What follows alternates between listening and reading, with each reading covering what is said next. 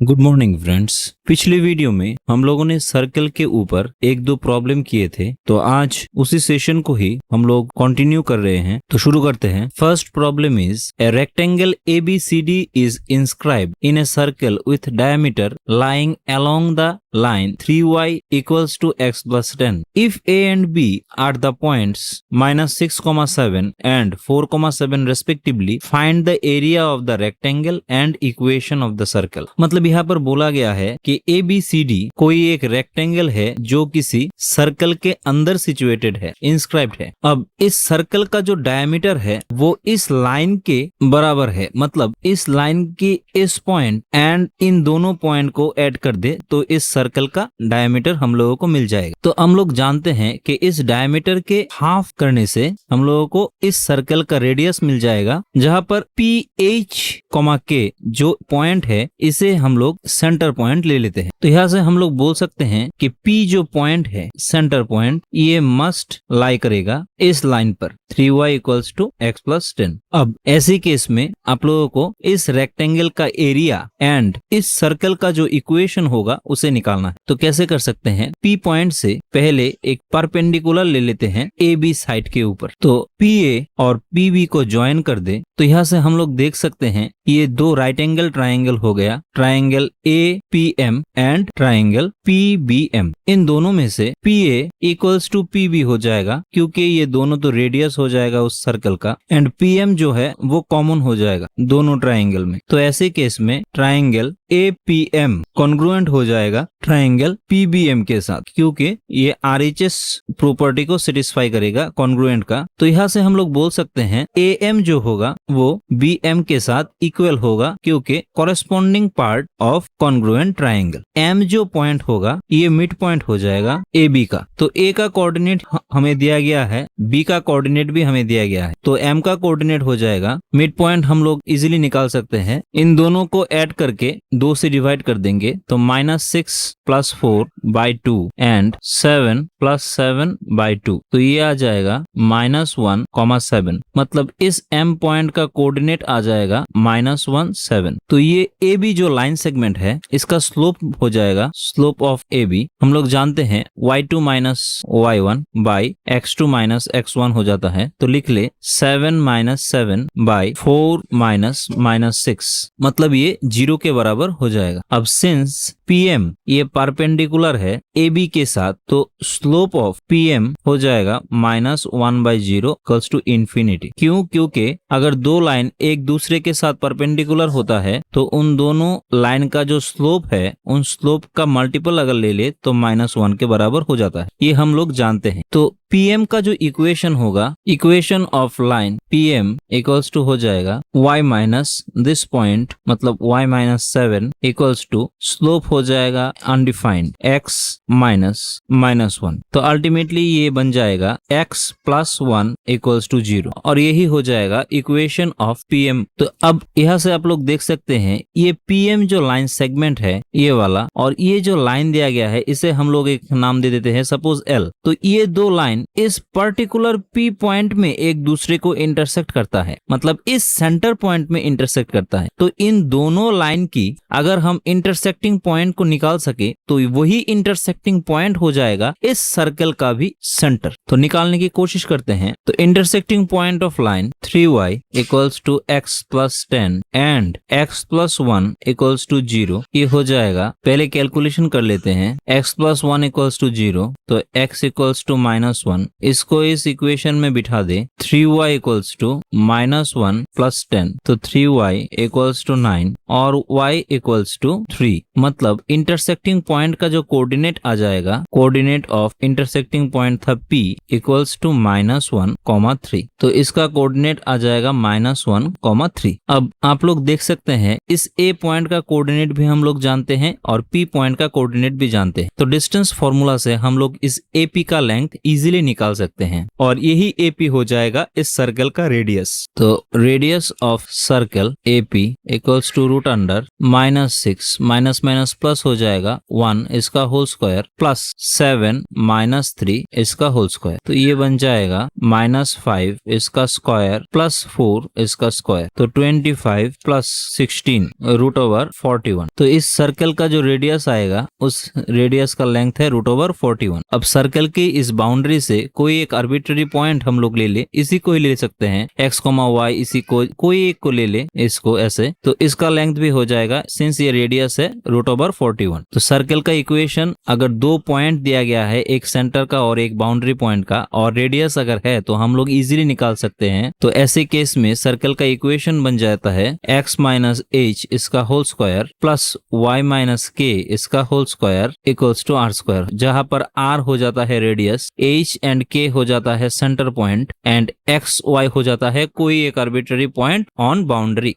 Of the circle. तो लिख लेते हैं X Y coordinate of arbitrary point on boundary of circle, H K coordinate of center, and R radius of circle. तो बिठा दे, हो जाएगा एक्स माइनस सेंटर पॉइंट का कोऑर्डिनेट था -1 3, तो एक्स माइनस -1 मतलब एक्स प्लस 1 इसका whole square, and y minus 3 इसका होल स्क्वायर, r हो जाएगा रूट ओवर 41 इसका होल स्क्वायर। इक्वेशन को सॉल्व करने से आ जाएगा x square plus y square plus 2x minus 6y minus 31, और यही हो जाएगा सर्कल का इक्वेशन। अब इस रेक्टेंगुलर रीजन का एरिया निकालने के लिए हम लोगों को AB का लेंथ एंड AD का लेंथ चाहिए। AB का जो लेंथ है उसे हम इजीली निकाल सकते हैं, और AD जो है अगर इस P पॉइंट से एक फिर से परपेंडिकुलर खींचे तो यहाँ पर देख सकते हैं, इसे Q नाम दे दे इस पॉइंट को, तो यहाँ से हम लोग फिर से प्रूफ कर सकते हैं कि AQ जो होगा वो DQ के बराबर हो जाएगा, AQ इक्वल्स टू DQ के बराबर हो जाएगा। और since AQ equals to PM के समान है रेडियस, तो यहाँ से बोल सकते हैं कि AD equals to 2 of PM। तो पहले PM का लेंथ निकाल के इसे 2 से मल्टीप्लाई कर दे तो AD का लेंथ इजीली निकल जाएगा। तो PM का लेंथ पहले निकाल लेते हैं, PM equals to root over 1 minus 1 minus minus plus 1 इसका होल स्क्वायर प्लस 7 माइनस 3 इसका होल स्क्वायर, तो इसका हो जाएगा 0, और ये हो जाएगा 4 का स्क्वायर, इसके ऊपर स्क्वायर रूट, मतलब ये सिंस लेंथ है तो नेगेटिव को हम लोग ओमिट कर दे रहे हैं, मतलब पॉजिटिव 4 हो जाएगा। तो AD हो जाएगा 2 ऑफ PM मतलब 2 इंटू 4 8 यूनिट, और AB का लेंथ हो जाएगा root over of 4 minus minus plus 6 इसका होल स्क्वायर प्लस 7 माइनस 7 इसका होल स्क्वायर, तो 10 स्क्वायर इसका रूट मतलब 10। तो अब AD का लेंथ हमें पता चल गया और AB का लेंथ भी हमें पता चल गया, इन दोनों को मल्टीप्लाई कर दे तो रेक्टेंगुलर रीजन का एरिया इजीली निकाल सकते हैं। तो एरिया ऑफ रेक्टेंगल ABCD हो जाएगा 10 into 8 80 square unit, and hence the answer. Second question is find the equation of the circle which touches the line 4x minus 3y plus 10 equals to 0 and 4x minus 3y minus 30 equals to 0 and whose center lie on the line 2x plus y equals to 0। मतलब यहाँ पर बोला गया है कि यहाँ पर एक सर्कल है जो किसी दो लाइन को ऐसे टच करता है, और आप लोग यहाँ पर देख सकते हैं इन दोनों लाइन का इक्वेशन जो है 4x minus 3y plus 10 and 4x minus 3y minus 30, मतलब यहाँ पर x का कोफिशिएंट जो है y का कोफिशिएंट जो है, सेकंड लाइन पर x का कोफिशिएंट एंड y का कोफिशिएंट सेम है, मतलब ये दोनों लाइन पैरेलल लाइन है, क्योंकि हम लोग जानते हैं पैरेलल लाइन में x एंड y का कोफिशिएंट आइदर इक्वल और प्रोपोर्शनल में रहता है। और एक तीसरा लाइन दिया गया है 2x plus y equals to 0, and बोला गया है कि रेस्पेक्टिव सर्कल जो है उस सर्कल का जो सेंटर है वो सेंटर इस लाइन पर लाई करता है। तो ऐसे केस में आप लोगों को इस सर्कल का जो इक्वेशन है उसे निकालना पड़ेगा। तो पहले आप लोग इस पिक्चर से देख सकते हैं कि ये जो लाइन है इसे हम लोग L1 दे देते हैं, तो और इस लाइन को L2 और इस लाइन को L3। तो L1 जो लाइन है वो L2 के साथ भी इंटरसेक्ट करता है एंड L3 के साथ भी इंटरसेक्ट करता है। तो L1 एंड L2 का जो इंटरसेक्टिंग पॉइंट होगा उसे हम M से डिनोट कर देते हैं। तो पहले निकाल लेते हैं L1 एंड L2 का intersecting point of line L1 and L2 हम लोगों को निकालना पड़ेगा। तो पहले इक्वेशन को लिख लेते हैं 4x minus 3y plus 10 equals to 0 and 2x plus y equals to 0। तो x हो जाएगा -3 into 0 0 minus 10 equals to y by 20 minus 4 into 0 0 equals to 1 by 4 minus minus plus 6 3 into 2। तो यहाँ से x इक्वल्स टू आ जाएगा -10/10 and y equals to आ जाएगा 20/10। मतलब इस m पॉइंट का जो कोऑर्डिनेट आएगा वो हो जाएगा -1, 2। सिमिलरली L1 एंड L3 का जो इंटरसेक्टिंग पॉइंट आएगा उसे हम लोग n से डिनोट कर देते हैं। तो पहले निकाल लेते हैं intersecting point of line L1 and L3। तो 4x - 3y - 30 equals to 0 and 2x plus y equals to 0। तो यहाँ से x इक्वल्स टू हो जाएगा -3 into 0 0 minus plus 30 equals to y by -30 into 2 60। यहाँ पर 4 इंटू 0 0 हो जाएगा एंड 1/4 माइनस प्लस 6। तो यहाँ से x इक्वल्स टू हो जाएगा 30/10 equals to 3 and y equals to हो जाएगा -60/10 इक्वल्स टू -6। मतलब n का जो कोऑर्डिनेट होगा वो हो जाएगा 3, -6। अब इस triangle PMO and triangle QNO इन दोनों में angle OPM equals to angle OQN हो जाएगा इक्वल्स टू 90 डिग्री। यहाँ पर आप लोग देख सकते हैं PQ जो है ये एक सर्कल का डायमीटर है, क्योंकि इन दोनों लाइन L2 एंड L3 के बीच जो डिस्टेंस है वही डिस्टेंस सर्कल के एक बाउंड्री से लेकर दूसरे बाउंड्री पॉइंट पर ऐड होता है, तो ये एक डायमीटर है। और सिंस ये सर्कल इन दोनों लाइन L2 और L3 को टच करता है तो L2 और L3 को हम लोग इन दोनों सर्कल का टेंजेंट भी बोल सकते हैं। और हम लोग जानते हैं कि रेडियस और डायमीटर जो भी बोले ये टेंजेंट के साथ हमेशा 90 डिग्री एंगल क्रिएट करता है। तो इसलिए इन दोनों एंगल का जो वैल्यू होगा वो 90 डिग्री हो जाएगा। सेकंड POM इक्वल्स टू हो जाएगा एंगल QON के साथ, क्योंकि ये वर्टिकली ऑपोजिट हो जाएगा। And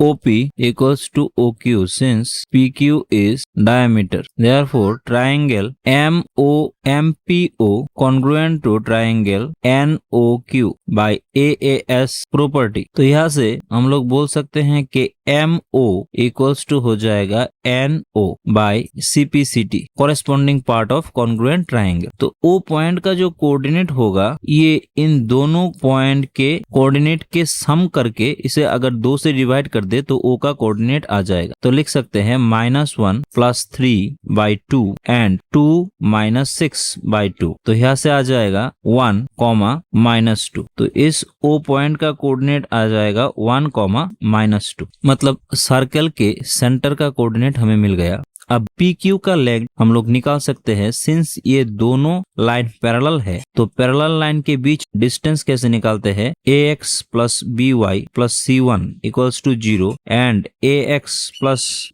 BY + C2 equals to 0। अगर दो पैरेलल लाइन हो तो डिस्टेंस उनके बीच हो जाता है, हम लोगों ने देखा था स्ट्रेट लाइन के चैप्टर में, C1 - C2 equals to modulus by √A² + B²। तो इस फॉर्मूला से लिख सकते हैं, यहाँ पर C1 दिया गया है 10 - 30 बाई √4² + -3²। तो इसका कैलकुलेशन करें तो आ जाएगा 8 यूनिट। सर्कल का जो डायमीटर होगा वो होगा 8 यूनिट। तो रेडियस OP इक्वल्स टू हो जाएगा 4 यूनिट। तो सर्कल का इक्वेशन हो जाएगा, कोई एक आर्बिट्ररी पॉइंट यहाँ से अगर हम XY ले ले तो x - 1 इसका होल स्क्वायर प्लस y + 2 इसका होल स्क्वायर इक्वल्स टू 4²। और यही हो जाएगा रिक्वायर्ड आंसर। तो आज हम लोगों ने सर्कल के ऊपर और 2 क्वेश्चन देखे। नेक्स्ट डे हम लोग एक्सरसाइज के कुछ प्रॉब्लम करेंगे। तब तक के लिए thank you and good bye.